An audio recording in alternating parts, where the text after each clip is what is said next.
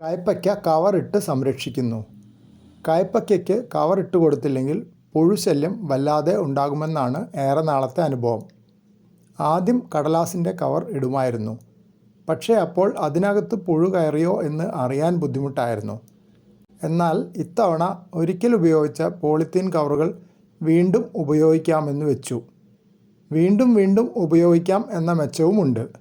കടലാസ് കവർ ഒരു തവണ ഉപയോഗിച്ച് കഴിയുമ്പോൾ തന്നെ കേടാവും. നനഞ്ഞാൽ പിന്നെ പറയുകയും വേണ്ട. കയ്പയ്ക്ക വിചാരിക്കുന്നതിലും അധികം വലുതാവുകയാണെങ്കിൽ കവർ മാറ്റിയിട്ട് കൊടുക്കേണ്ടി വരും. എൻ്റെ പോലത്തെ ചെറിയ തോതിലുള്ള കൃഷിക്ക് മാത്രമേ ഇതൊക്കെ പറ്റുകയുള്ളൂ.